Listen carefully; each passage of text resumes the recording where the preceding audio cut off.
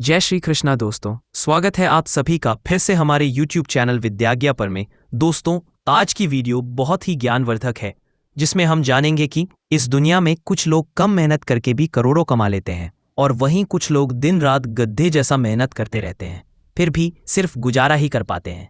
आखिर ऐसा क्यों होता है? क्योंकि ये फर्क किस्मत का नहीं, सोच और चालाकी का है। चाणक्य कहते थे, मेहनत से सिर्फ पसीना बहता है, लेकिन दिमाग से दौलत बनती है।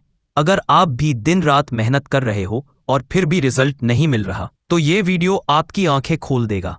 और हाँ, इस वीडियो को आखिर तक जरूर देखना, क्योंकि लास्ट में मैं आपको जो बताने वाला हूं वह आपकी पूरी सोच को तोड़कर रख देगा और पैसा कमाने का असली तरीका सिखा देगा। तो चलिए दोस्तों, बिना देरी किए हुए वीडियो को शुरू करते हैं। धन की देवी श्रम से नहीं, नीति से आती है।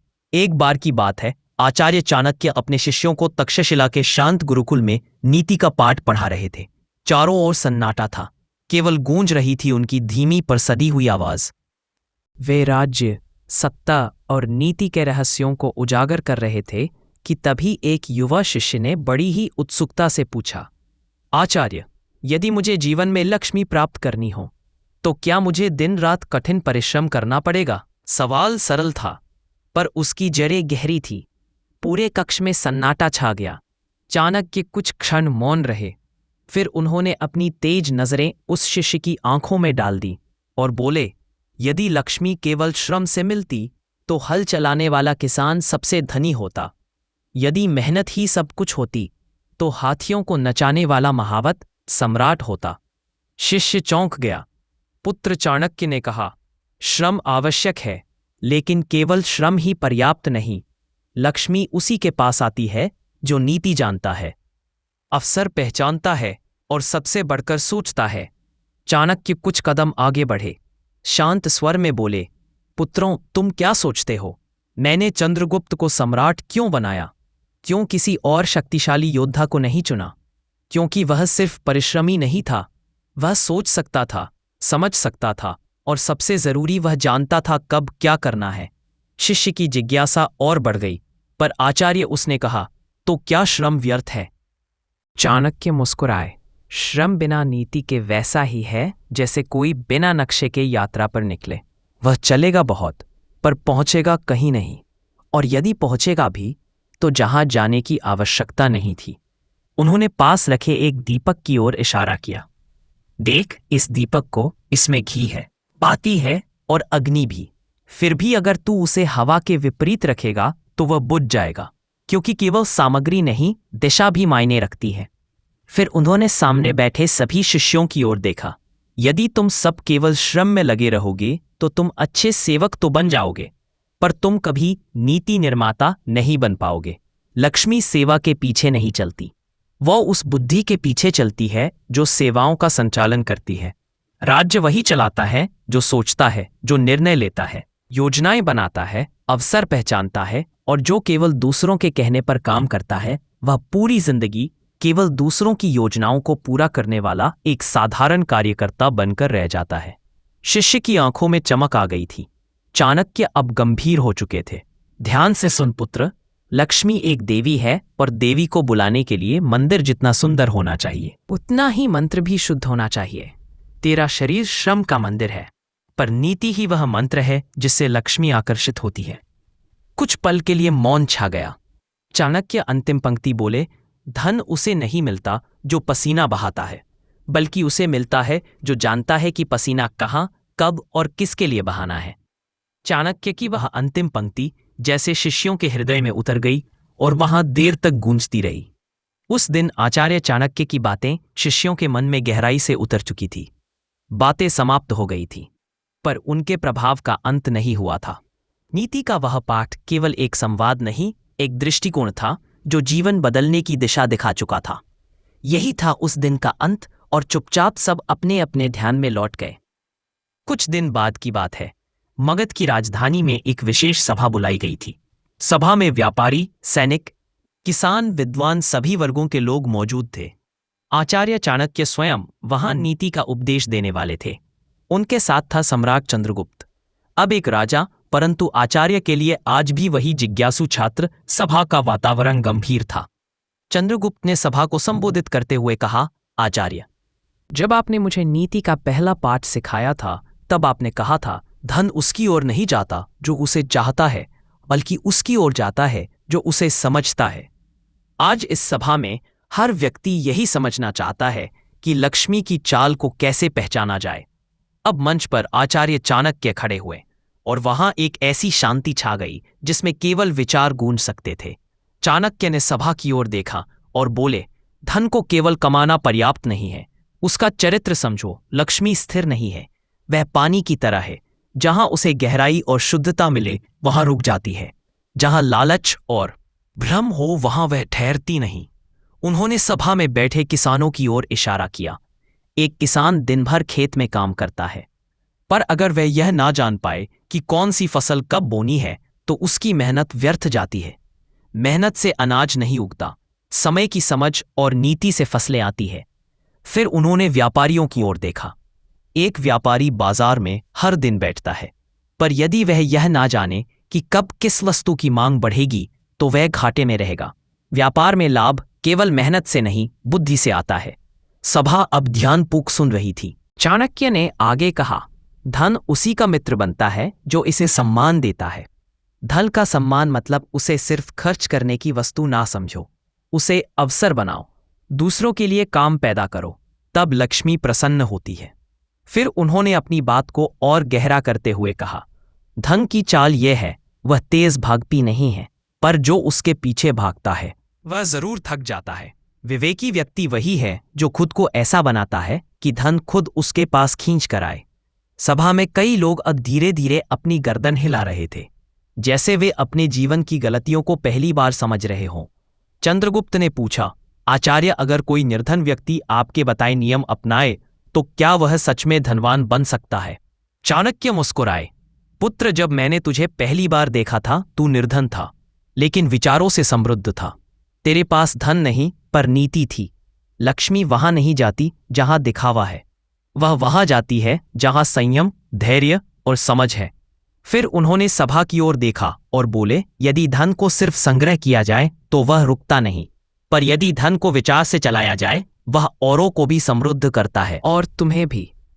अंत में उन्होंने एक वाक्य बोला जो सभा के हर व्यक्ति के हृदय में उतर गया, धन वही पाता है जो केवल परिश्रमी नहीं बल्कि नीति में पारंगत होता है, क्योंकि लक्ष्मी मेहनत से नहीं बुद्धि से प्रसन्न होती है।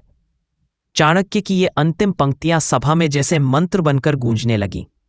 धीरे धीरे सूर्य पश्चिम की ओर ढलने लगा और उसी के साथ वो सभा भी समाप्त हो गई। लोगों ने आचार्य को बार बार प्रणाम किया, धन और लक्ष्मी के प्रति उनकी दृष्टि बदलने के लिए। किसी ने कहा, आपने हमारी आंखें खोल दी, तो किसी ने बस चुपचाप हाथ जोड़कर सिर झुका दिया, क्योंकि शब्द कम पड़ गए थे। लोग अपने अपने स्थानों को लौट गए, पर उनके मन में जो विचार जलने लगे थे वे रात की आग की तरह भीतर ही भीतर भड़क रहे थे। उसी रात एक व्यापारी जिसका नाम वर्धन था चुपचाप चाणक्य के पास आया। उसकी आंखों में थकान थी, पर सवाल और भी भारी थे। आचार्य, वर्षों से व्यापार कर रहा हूं, श्रम में कमी नहीं छोड़ी, पर लक्ष्मी जैसे आती है वैसे ही चली जाती है, कहाँ भूल हो रही है? चाणक्य ने उसकी ओर देखा, मुस्कुराए नहीं, ना ही कोई सांत्वना दी, बल्कि बोले, वर्धन, तू लक्ष्मी को श्रम से पकड़ने चला है, जबकि वह बुद्धि से आकर्षित होती है। तेरा पसीना तेरे परिश्रम का प्रमाण है, पर नीति की अनुपस्थिति तुझे निर्धन बनाए रखेगी। वर्धन सिर झुकाकर बैठ गया। चाणक्य धीरे से बोले, ध्यान से सुन, लक्ष्मी कभी उस घर नहीं जाती जहां यह 3 दोष हों: अनियंत्रित खर्च, अस्थिर निर्णय और आत्मशंका। पहला, अनियंत्रित खर्च। जो व्यक्ति धन को मिला और तुरंत विलासिता में बहा दिया, वह लक्ष्मी का अपमान करता है। वह सोचता है कमा लिया, पर लक्ष्मी सोचती है यह मुझे टिकाकर नहीं रख सकता। दूसरा, अस्थिर निर्णय। धन उसी के पास आता है जो समय पर निर्णय ले सके। जो हर बार सोचते हैं देखेंगे में समय गंवाता है, वह अवसर खोता है, और लक्ष्मी अवसर के साथ चलती है, आलस्य के साथ नहीं। तीसरा, आत्मशंका। जो व्यक्ति खुद को ही छोटा समझे, मैं कहाँ धनवान बन सकता हूँ, मेरे नसीब में कहाँ इतना लिखा है, व्यक्ति लक्ष्मी के द्वार से पहले ही वापस मुड़ जाता है। धन सबसे पहले साहस से डरता है। वर्धन की आंखों में अब एक चमक थी। चाणक्य आगे बोले, अब सुन क्या करना है। हर दिन के अंत में अपने धन के निर्णय का लेखा जोखा कर। तेरा धन कहाँ जा रहा है और क्यों? यह जानना ही पहला नियंत्रण है। लाभ और लोभ में अंतर समझ। कभी कभी एक सौदा बड़ा लगता है, पर उसका परिणाम धन नहीं बर्बादी होता है। जो हर बार लाभ ही देखे वह नीति को खो देता है। लक्ष्मी उसे नहीं पहचानती। अपने समय को दान ना कर। हर क्षण एक मुद्रा है। जिसने समय का मूल्य पहचाना उसने लक्ष्मी की जड़ पकड़ ली। अब चुप्पी थी, पर वह मौन शांति का नहीं, अंदर से बदलने का था। चाणक्य ने अंत में कहा, धन की देवी को सोने की माला नहीं चाहिए, उसे चाहिए ऐसा मन जो स्थिर हो और ऐसा मस्तिष्क जो नीति से भरा हो। वही उसे रोक सकता है। वर्धन ने सिर झुका लिया। उस दिन उसने धन की तलाश छोड़ी और बुद्धि की यात्रा शुरू की। दोस्तों, आपने अगर वीडियो को यहाँ तक देखा है तो यकीन मानिए आप सच में अमीर बनने के लायक हैं। आपके अंदर जरूर एक जुनून है जिंदगी में कुछ बड़ा करने का, और वह धैर्य भी है जो हर किसी में नहीं होता। अब मैं बताने जा रहा हूं चाणक्य की सबसे शक्तिशाली धन नीति, जो आपकी सोच को ऐसे बदलेगी कि धन और लक्ष्मी खुद चलकर आएंगे। मेहनत कम, समझदारी ज्यादा। तो अंत तक जरूर देखना, क्योंकि असली रहस्य अब शुरू होता है। जो केवल श्रम करता है वह रथ का पहिया खींचता है, पर जो सोचता है वह रथ पर सवार होता है। आचार्य चाणक्य कहते हैं, धन मेहनत से नहीं, नीति से आता है। जो धन को केवल परिश्रम से बुलाना चाहता है वह जीवन भर खटता है, पर लक्ष्मी नहीं आती। पहली नीति, लक्ष्मी बुद्धि की दासी है, श्रम की नहीं। चाणक्य कहते हैं, लक्ष्मी उस व्यक्ति के पास जाती है जो अपने मस्तिष्क से निर्णय लेता है, जो जानता है कब किसके लिए कितना परिश्रम करना है। केवल मेहनत करने से लक्ष्मी नहीं आती, नीति से मेहनत को दिशा दो, तभी वह फल देती है। दूसरी नीति, धन को पकड़ने से पहले खुद को संभालो। चाणक्य कहते हैं, धन दौलत से पहले आता है संयम और चरित्र। जो व्यक्ति धन के आने से पहले ही फिसल जाए वो धन को स्थायी नहीं रख सकता। लक्ष्मी वही रुकती है जहां आत्मनियंत्रण होता है। तीसरी नीति, धन खर्च करने की नीति कमाने से बड़ी होती है। चाणक्य कहते हैं, धन कमाना एक कला है, पर उसे बचाना और बढ़ाना यह नीति है। जो जहां तहां खर्च करता है वह धन को अपमानित करता है। लक्ष्मी तब भागती है जब उसका सम्मान नहीं होता। चौथी नीति, समय धन से भी मूल्यवान है। चाणक्य कहते हैं, जिसने समय को व्यर्थ गवाया उसने लाखों स्वर्ण मुद्राएं गवाई। समय का सदुपयोग करने वाला अवश्य लक्ष्मी को आकर्षित करता है, क्योंकि लक्ष्मी वहां नहीं जाती जहां आलस्य हो। पांचवी नीति, बुद्धि का निवेश सबसे बड़ा निवेश है। चाणक्य कहते हैं, धन को केवल वस्तुओं में मत लगाओ, बुद्धि में लगाओ। जो अपने ज्ञान को बढ़ाता है वह स्वयं को ऐसा बना देता है कि धन उसकी ओर खींच कर आता है। छठी नीति, अवसर पहचानने वाला ही अमीर बनता है। चाणक्य कहते हैं, अवसर खुद नहीं आते, उन्हें देखना, पहचानना और पकड़ना पड़ता है। जो केवल काम में डूबा रहे और सोच ना सके वो अवसर खोता है, और लक्ष्मी भी। सातवीं नीति, धन को रोकने की कला सीखो। चाणक्य कहते हैं, धन कमाना सरल है, पर उसे रोकना, संभालना और बढ़ाना यही असली चातुर्य है। जो अपने घर की दीवारें मजबूत करता है वही लक्ष्मी को भीतर रख सकता है। अंत में चाणक्य कहते हैं, धन का संबंध परिश्रम से नहीं, सोच से होता है, क्योंकि श्रमिक बदलते हैं पर नीति से चलने वाले राज करते हैं। तो कैसी लगी आपको आज की वीडियो? अगर आपको ये वीडियो पसंद आई हो तो कमेंट बॉक्स में राय जरूर दे, और हो सके तो हमारे चैनल को सब्सक्राइब जरूर करना। और फिर मिलेंगे अगली वीडियो में। तब तक के लिए सभी दर्शक भाइयों के लिए राधे राधे।